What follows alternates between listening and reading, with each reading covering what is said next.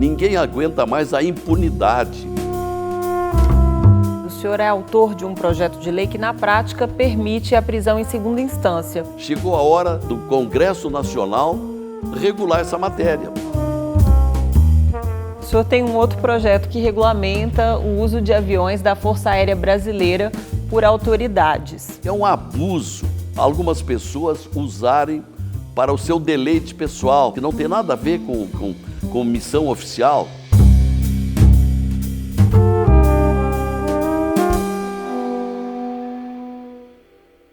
Senador Lazzieiro, o senhor é autor de um projeto de lei que, na prática, permite a prisão em segunda instância, mas o Supremo, no ano passado, decidiu que ela é inconstitucional. E aí, senador, como é que fica esse argumento do STF diante dessas propostas que tramitam no Congresso? Bem, Glauciene, permita em primeiro lugar que eu diga da satisfação de estar aqui. Depois de 3 anos, fui dos primeiros a chegar aqui. É um programa que costumo assistir, considero um dos melhores, se não o melhor programa da TV Senado. Obrigada. O programa é realizado no espaço nobre do Senado, no Salão Negro, e tem uma apresentadora qualificada, nobre também. Então, satisfação de estar aqui. Bom, esse é um tema, Glauciene, persistente. Eu estou com esse projeto de lei 166 desde 2018, porque veja o que tem acontecido, vacilações, oscilações constantes do Supremo Tribunal Federal com relação à condenação, com relação à prisão após condenação em segunda instância.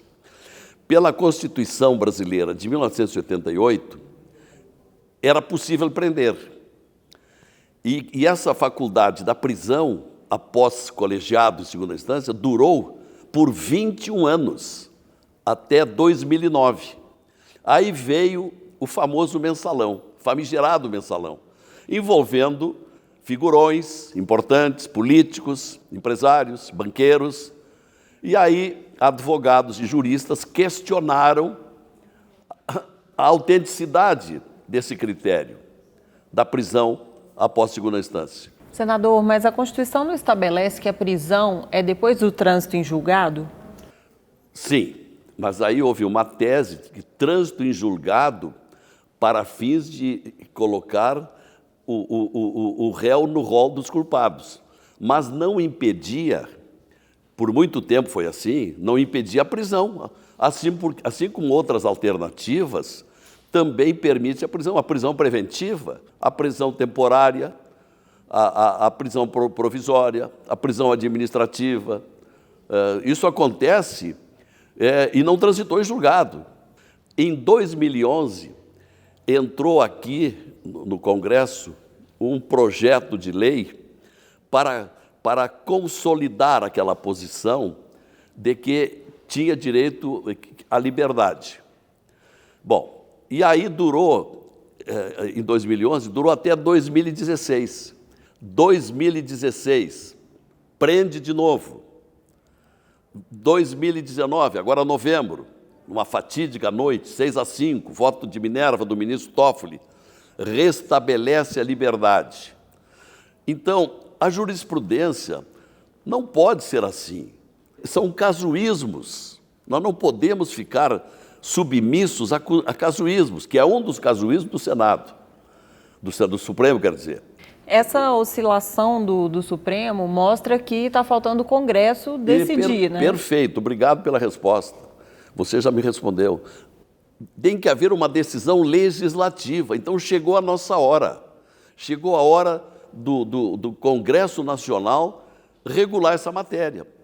E eu, no ano de 2018, ingressei com esse projeto de lei 166, que é o que está em discussão presentemente, já passou pela CCJ, e agora nós estamos aguardando e pedindo, suplicando, que o presidente Alcolumbre paute para a votação no plenário, porque isso é um clamor nacional.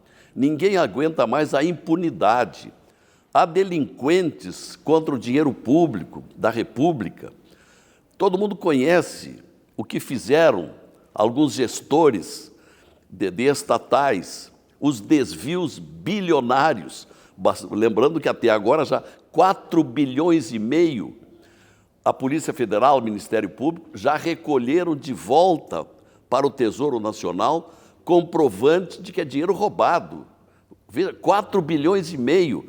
E dizem os procuradores que vêm atuando na Lava Jato que vai chegar a 16 bilhões. Imagina a verba que poderia ser carreada para os hospitais, para as escolas, para a segurança, para as estradas. E essa gente está impune, está na rua.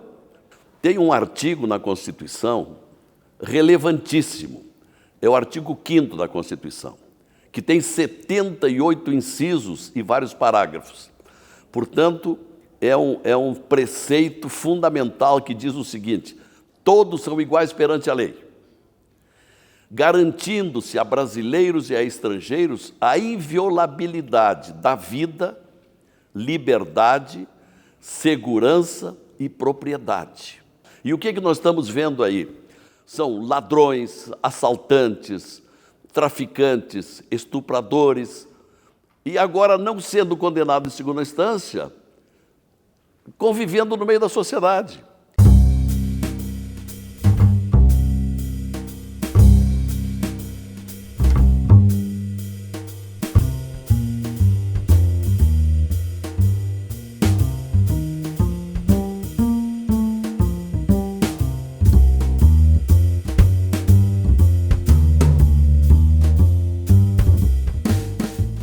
Senador, se a decisão for por meio de um projeto de lei, não corre o risco do Supremo declarar inconstitucional novamente? Não, uma boa pergunta. Não, porque veja bem, em 2011, houve um projeto de lei que alterou o artigo 283 do Código de Processo Penal, né? Acrescentando ali que a prisão só depois do trânsito julgado. Isso não estava assim. Ora, se um projeto de lei pôde fazer isso lá em 2011, por que não fazer agora, mas em sentido contrário? Dizendo que é o texto que nós colocamos, após sentença escrita e fundamentada, pode determinar a prisão.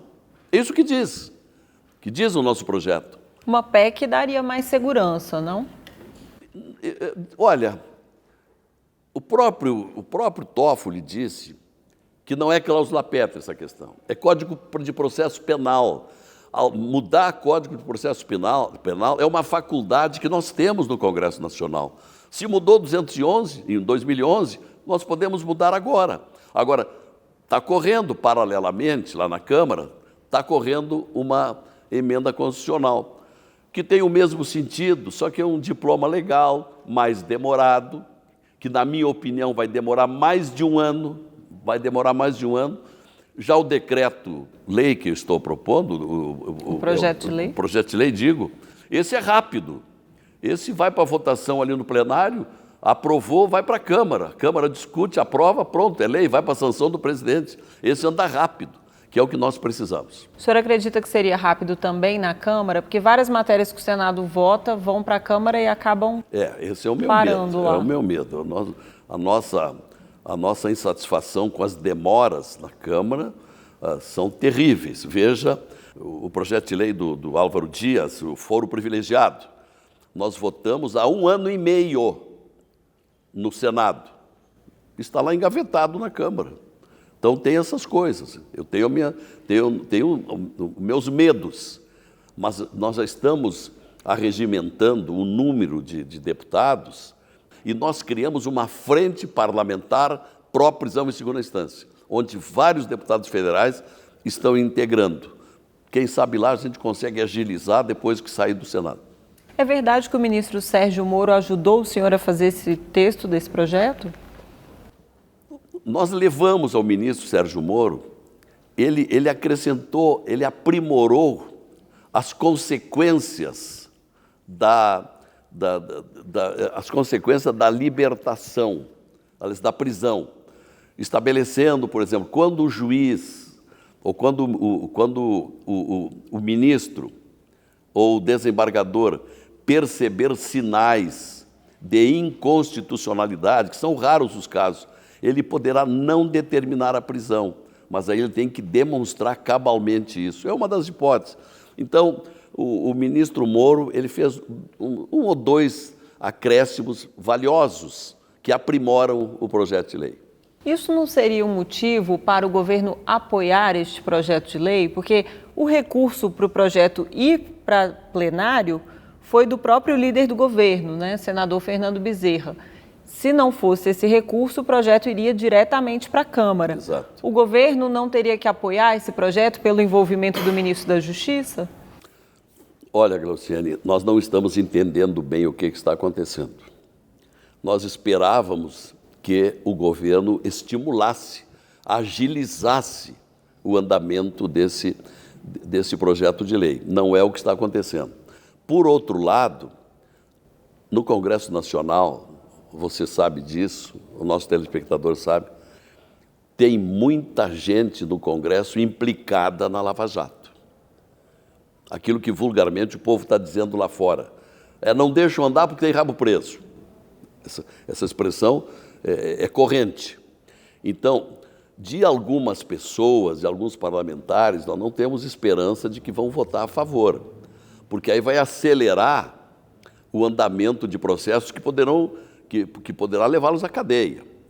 Uma outra coisa que foi extremamente prejudicial para o projeto e para a Lava Jato foi o fim da delação premiada, a colaboração premiada.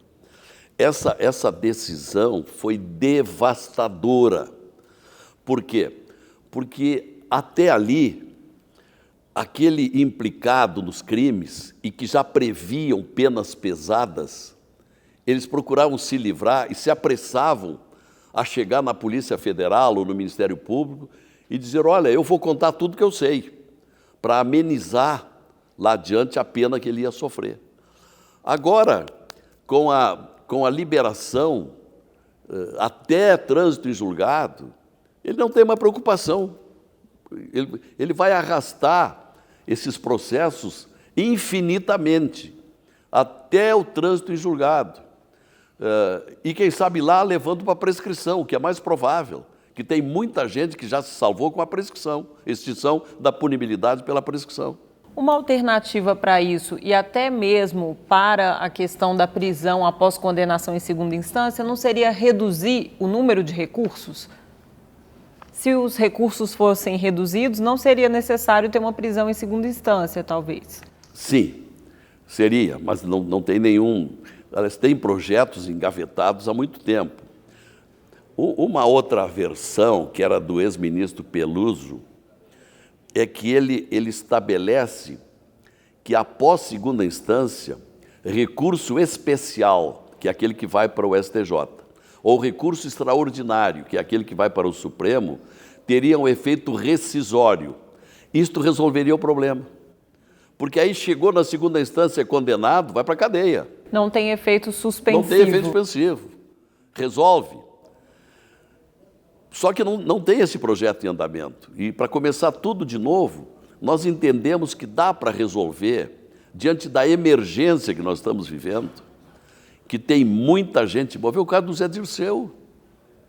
O Zé Dirceu foi um dos homens que causou mais danos à República. Ele está solto.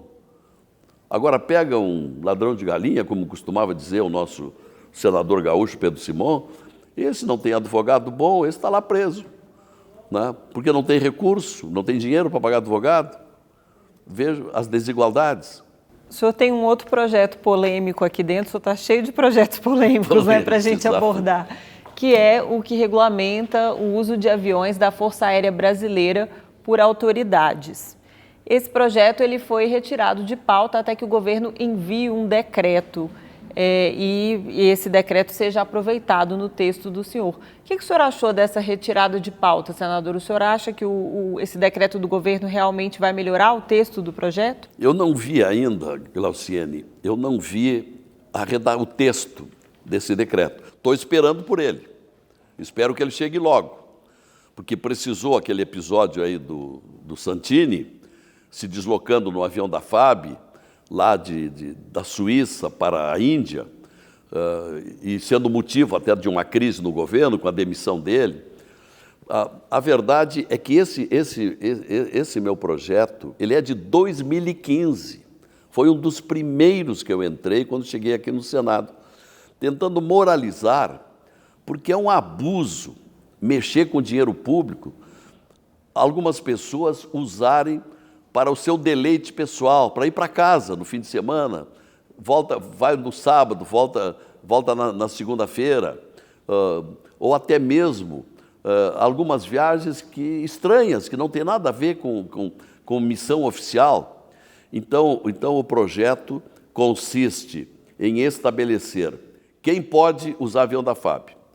Presidente da República, vice-presidente, presidente dos poderes, do Supremo, Câmara, Senado, ministro de Estado, mas desde que identifiquem quem viaja, para onde vai, por quanto tempo, fazer o quê.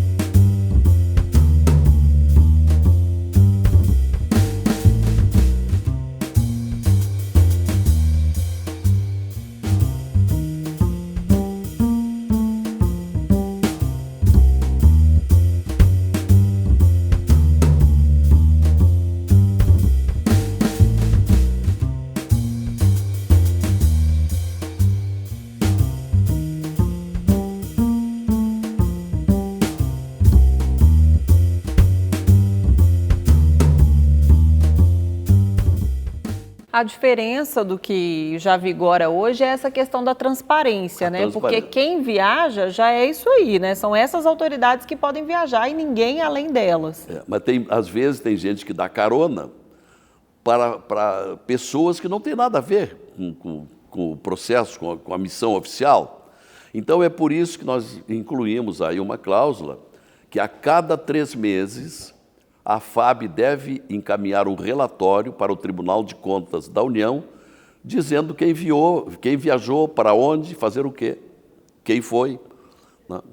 Agora, o caso do Santini foi o que levou esse projeto a ter andamento aqui no Senado? Não foi. Embora o nosso eminente relator, o Ângelo Coronel, senador da Bahia, ele aproveitou esse fato e pediu ao presidente da CRE, da Comissão de Relações Exteriores, o Nelsinho Trade, para pautar. O Santini, quando usou o avião, estava na condição de ministro. Ele estava substituindo o ex-ministro-chefe da Casa Civil, Onyx Lorenzoni. Não foi ilegal, portanto, o uso. Por que deu essa repercussão toda, senador? É uma boa pergunta. Eu até dei uma entrevista no dia e eu disse assim, eu acho que ele tinha que ser chamado para ressarcir o gasto. Só isso. Mas aí criou-se uma crise tremenda, foi demitido, etc., porque realmente ele estava no exercício do ministério.